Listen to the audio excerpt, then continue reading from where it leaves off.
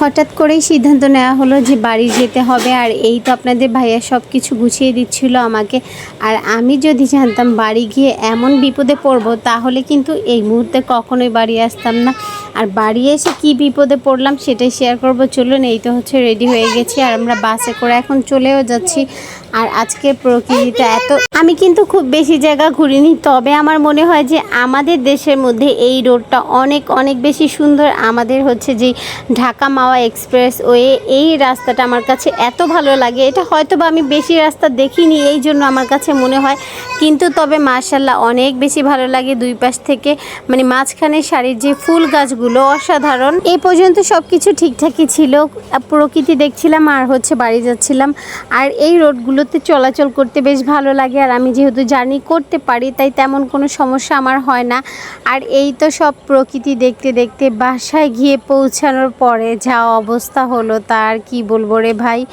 এই তো বাসের মধ্যে বিভিন্ন ধরনের জিনিস যেগুলো ওঠে সেগুলো খেতে কিন্তু আমার বরাবর ভালো লাগে, তবে আজ কেন যেন কোনো কিছু খেতে ইচ্ছে করছে না, তাই কিছুই খাওয়া হয়নি, কোনো খাবারই খাইনি। আর এই তো হচ্ছে চারপাশ দেখেই মনটা ভালো হয়ে যাচ্ছে যে বারবারই এই কথাটা বলছিলাম, কারণ দেখুন আপনারা জাস্ট লুকটা ওয়াও, তাই না?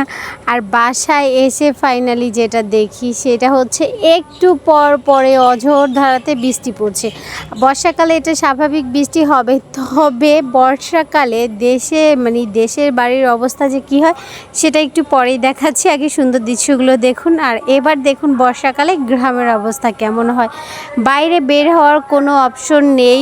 এখানে দৈনন্দিন যে কাজগুলো করতে হয় রান্নাঘরে বা বাইরে থেকে, সেই কাজগুলো করা অনেক বেশি কষ্টসাধ্য। আর এই রকম সব দিকে একদম পানিতে ভরে গেছে, জাস্ট টুইটুম্বুর হয়ে গেছে সব দিকে পানি। আর এই পানি আর কাদার মধ্যে এসে আমি পড়েছি বিপাকে, কারণ ঘর থেকে বের হওয়া যাচ্ছে না, এত পরিমাণে বৃষ্টি আর পানি কাদা। আর চারিদিকে প্রকৃতিটা কিন্তু অনেক সুন্দর আমাদের বাড়িতে, কিন্তু বৃষ্টির কারণে কোনো কিছু বোঝা যাচ্ছে না, কোনো ফুল গাছ বা কোনো দৃশ্য বা কোনো ফুটেজ নিতে পারছি না। জাস্ট পা টিপে টিপে একটু বের হচ্ছিলাম, দেখতে পাচ্ছেন কখন যেন পিছিল খেয়ে পড়ে একদম দাঁত ভেঙে যায় তার কোনো গ্যারান্টি নেই। আর কি পরিমাণে কচু গাছ হয়েছে দেখতে পাচ্ছেন, এই কচুগুলো কিন্তু খেতে ভীষণ মজা, কোনো ধরনের কোনো গলা ধরে না, জাস্ট একটা কচু বাগানই হয়ে গেছে। কত বড় বড় কচু, মাশাআল্লাহ আমার থেকে দ্বিগুণ, তাই না?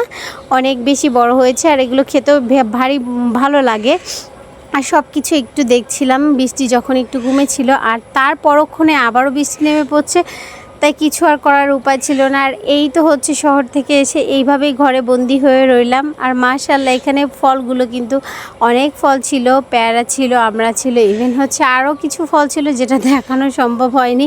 ওই যে বললাম বেরই হতে পারছি না, দেখাবো তো পরের কথা। আর এইখানে হচ্ছে একটা পেয়ারা আমি পারছিলাম, বাট পেয়ারাটা হচ্ছে আমি ভেবেছিলাম পাকা হবে, কিন্তু একদমই ভালো ছিল না, খাওয়াই যাচ্ছিল না, জাস্ট কামড় দিয়ে মনে হয় আমার দাঁতই পেয়ারার সাথে উঠে চলে যাবে।